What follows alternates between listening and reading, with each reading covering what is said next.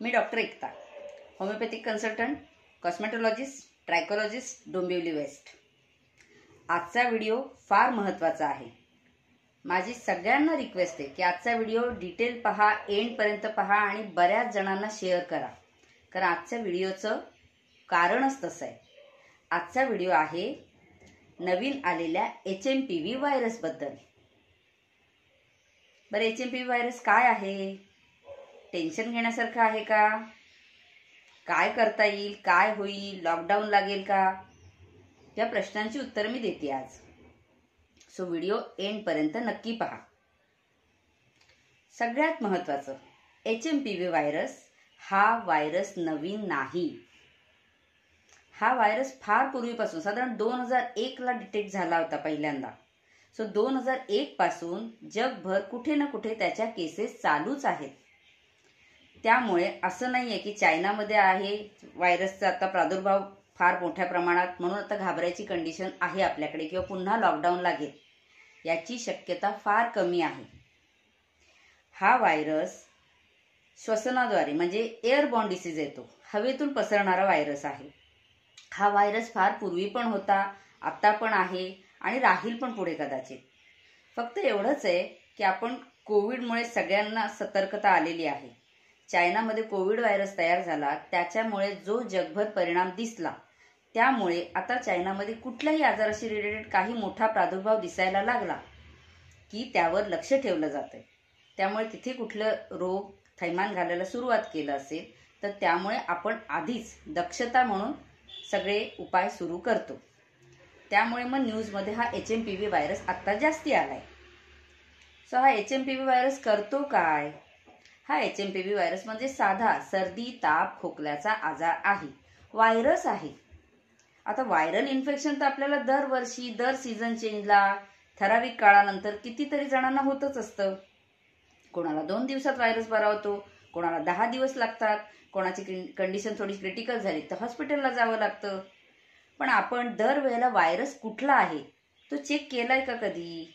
आतापर्यंत आयुष्यात बऱ्याच जणांना बऱ्याच वेळा व्हायरस इन्फेक्शन होऊन घेत असेल। सर्रास डॉक्टर म्हणतात काही नाही, व्हायरल इन्फेक्शन आहे, होईल बरा। पण आपण त्यासाठी कधी लॅबला जाऊन व्हायरस चेक केलाय का तो? कदाचित आपल्याला होऊन गेला असेल कदाचित आधी ह्याच्या। त्यामुळे हा HMPV व्हायरसचं नाव आलंय म्हणून लगेच घाबरायचं कारण नाहीये। हा HMPV व्हायरस त्यांनी लॅबमध्ये टेस्ट केला गेला, कुठला व्हायरस आहे, का बरा होत नाहीये, तेव्हा निदान झालं की हा HMPV नावाचा व्हायरस आहे। त्याचं नाव आलं समोर, म्हणून त्या व्हायरसचं नाव जगभर आता घेतलं जाते। पण म्हणून हा आजार कोरोनासारखा लक्षणं दाखवेल किंवा कोरोनासारखा सगळा जगभर हाहाकार माजवेल असं गॅरंटेड नाही।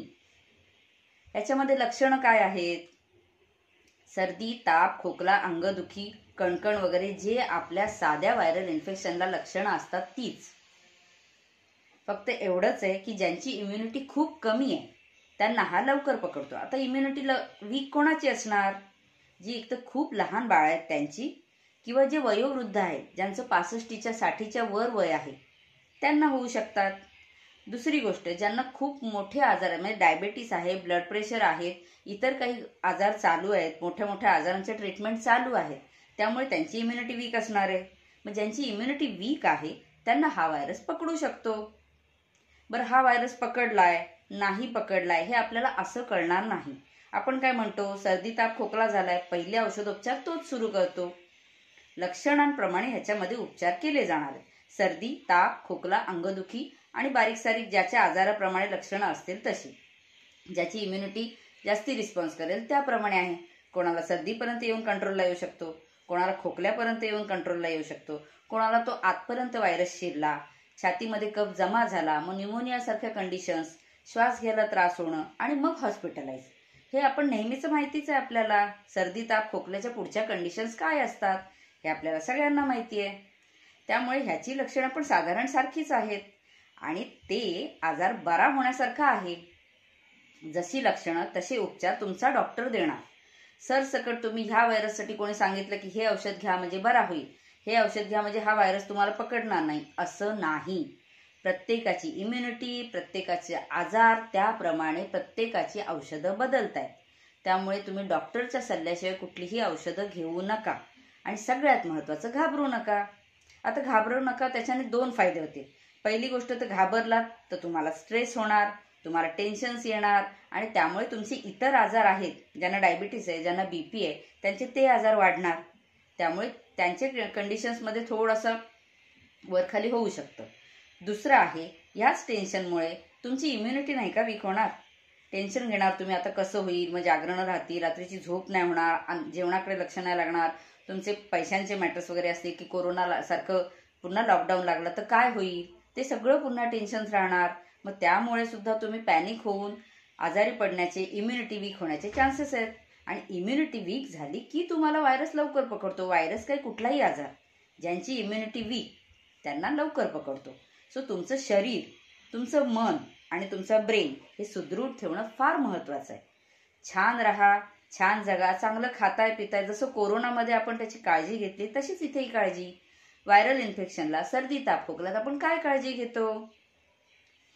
मास्क वापरतो, बाहेरून आल्यावर हात स्वच्छ धुणे आहे, खराब हात तोंडाला नाकाला न लावणे आहे, कारण तो हवेतून पसरतोय. खोकताना तोंडावर रुमाल ठेवणे आहे. किंवा ज्यांना खूपच सर्दी खोकल्याचा त्रास आहे त्यांनी स्वतःहून थोड्या दिवसासाठी इतरांपासून लांब राहणे, म्हणजे तो व्हायरस दुसऱ्यांना पसरणार नाही. साधे सोपेच उपाय आहेत ना. मग हे आता आपण सर्दी खोकल्यात नेहमीच करतो. आपण एखाद्याला घरामध्ये सर्दी ताप असेल तर आणि घरात लहान बाळ असेल तर आपण काय करतो? त्या बाळाला त्या आजारी माणसापासून लांब ठेवतो ना, नेहमीच ठेवतो. फक्त कोरोना आलो म्हणून शिकलोय का हे आपण?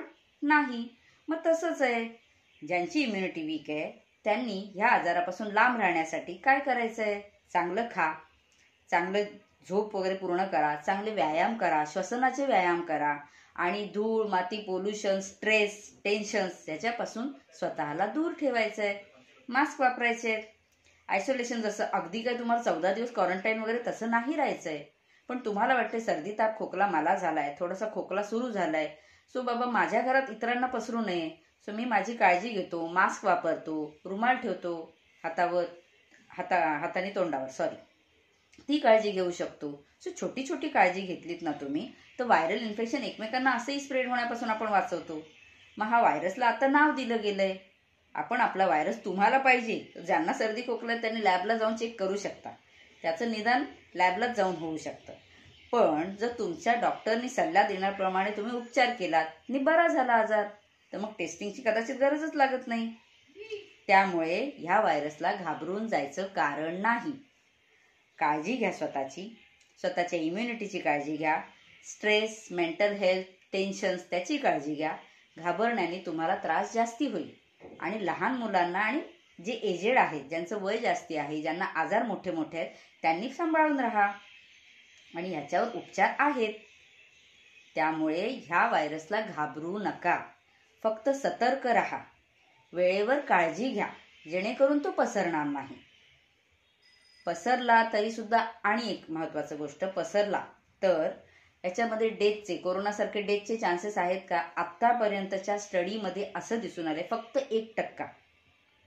1% म्हणजे खूप रेअर चान्सेस आहेत की याच्यामध्ये काही डेथ वगैरे सारखं होईल, मृत्यूपर्यंत पेशंट जाऊ शकेल. बरं मला सांगा, न्यूमोनिया झालेले, टीबी झालेले कितीतरी पेशंट हॉस्पिटल्सला कधी कधी ॲडमिट होतात. त्यांची कधी आकडेवारी तुम्ही बघितली आहे का? फक्त कोरोनामध्ये पाहिलं आपण. इतर व्हायरसचं, आपण ज्या व्हायरसच्या बद्दल स्टडी करतो किंवा इंटरनेटवर पाहतो, न्यूजवर पाहतो, मग त्याचंच डोक्यामध्ये घर करून राहतं. साधं सर्दी तापाचं कारण होऊन पण कितीतरी डेथ होतात ना. मग त्यावेळेला आपण म्हटलंय का की हा या व्हायरसने गेला?